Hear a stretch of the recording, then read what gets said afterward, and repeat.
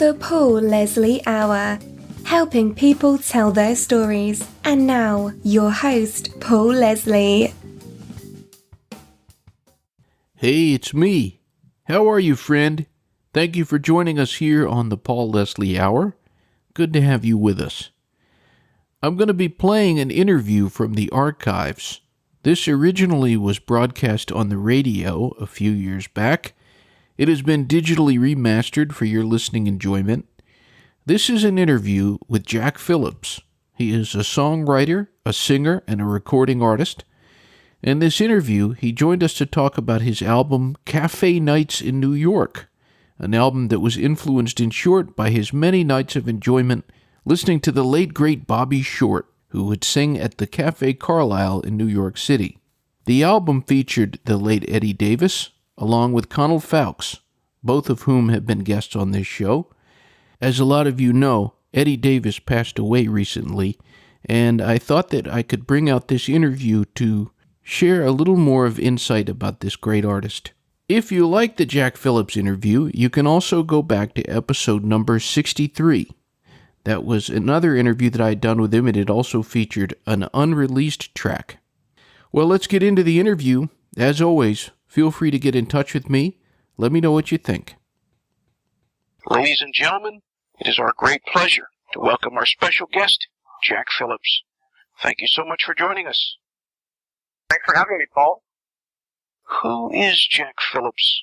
Well, I have a running joke with Eddy Davis that I'm John by day and Jack by night. My name is John Phillips, but there's a famous musician from the Mamas and the Papas by that same name, so a friend of mine in London said, why don't you call yourself Jack? So that was a couple of years ago. I started doing that with my music. So Jack Phillips is supposedly unique in the music business, so that's who I am now for music purposes. Can you recall the first album you ever bought? Oh, yeah, sure. It was Elton John's greatest hit. It was from 1974, and I purchased it summer of 75, and it changed my outlook on music completely, because up until that time, I was 12 years old, and I had no real exposure to pop music at all. I grew up with a family that only listened to classical music, and I studied the piano in those days as a young child, and my mother was a great pianist, and suddenly, I discovered this wild piano performer. My interest in pop music began at that point when I was 12. I remember very clearly when I purchased that record, sure. Tell us about the influence, or the inspiration rather, for this new album that you have. It's all original compositions. The title of this album is Café Nights in New York. When I first made my first trip to New York in 1994 as an adult, I had been to New York a few times before as a student, but when I came with my wife in 1994 and we had a few days to spend in New York, there were at least three things that I wanted to do. One was to have dinner at the Russian Tea Room. Another was to go catch Woody Allen and the New Orleans Jazz Band at Michael's Pub. And it was on that evening that I met Eddy Davis and the band. And the other was to go hear Bobby Short at the Cafe Carlyle. And I absolutely fell in love with what Bobby Short was doing. I absolutely loved it. And over the next several years, I would make repeated visits to the Cafe Carlyle. One evening in 1998, I was talking to Bobby, and he introduced me to his drummer, Klaus Ansari. And we've been friends ever since. And so I moved to New York in 2006 and started frequenting the Cafe Carlyle again. This time, Woody Allen and his band were playing at the Cafe Carlyle on Monday night, and I got to know Eddy and the band, including Conal Fowkes. And I've been telling Eddy for years that we should do something. Let's write something together.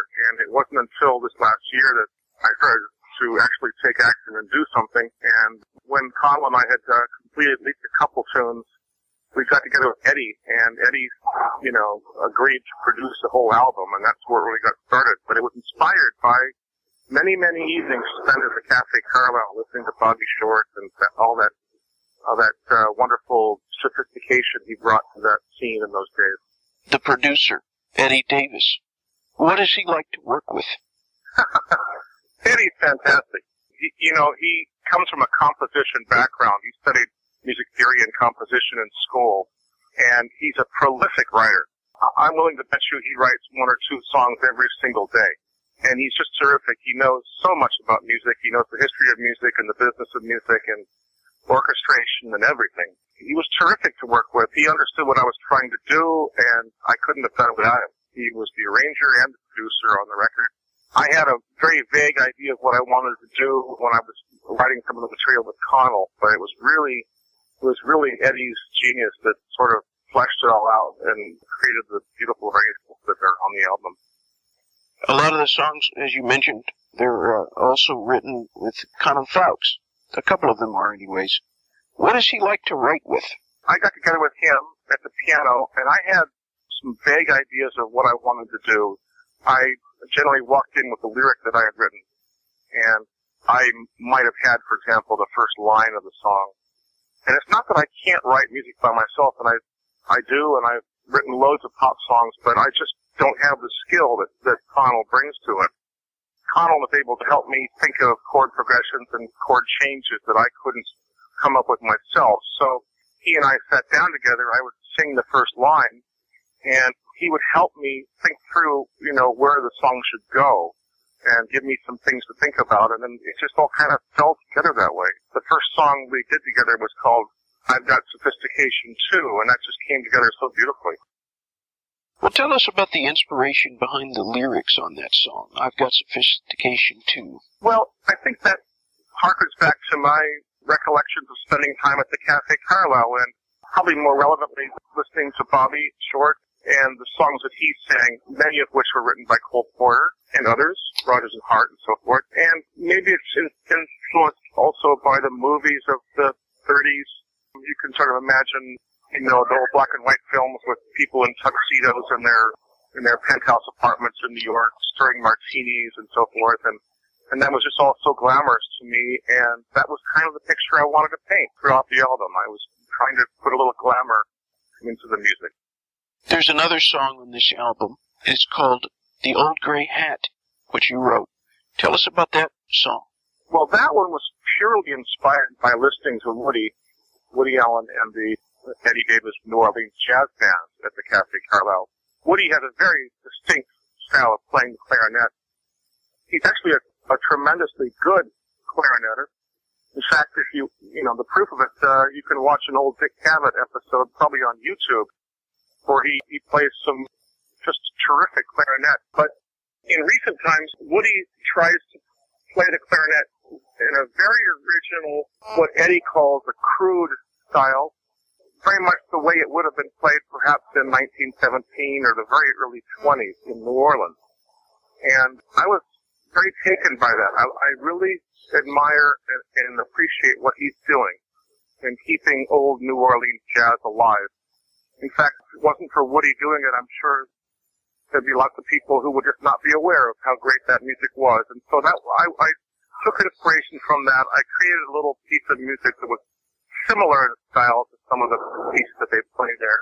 I based the lyric around a little motif from at least a couple of his films, where he mentioned in the films the gray hat, or the gray hat of compromise, the gray hat of compromise. And so I kind of wrote a funny little lyric around that idea, instead of that kind of music that I hear them play at the Carlyle.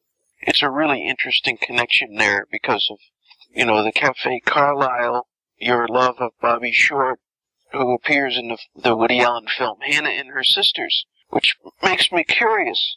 Are you a fan of Mr. Allen's films?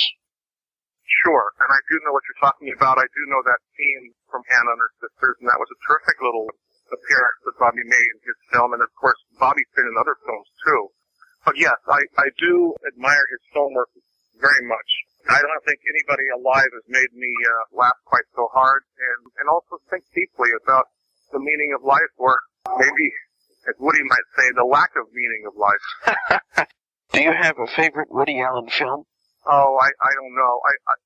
There's just so many of them, but I was so tickled to have been invited to the Clinton Studios a couple years ago when Conal recorded those beautiful Cole Porter pieces that were used last year in Midnight in Paris. And so I have a great connection with that film. Like, I had been in Paris just a few months before they shot that movie. It's certainly one of my favorites right now. Working our way back to your album, Café Nights in New York, our special guest, Jack Phillips, do you have a favorite song on this record? I think they're all nice. I think the one that Eddy and I collaborated on, called Someone, is very nice. That is a good one. We had not collaborated together on anything until we did that song together.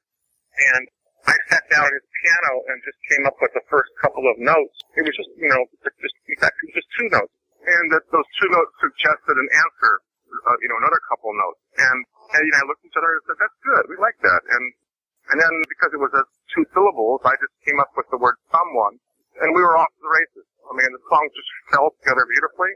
I think Eddy did a marvelous job of arranging it. I think it's a good song.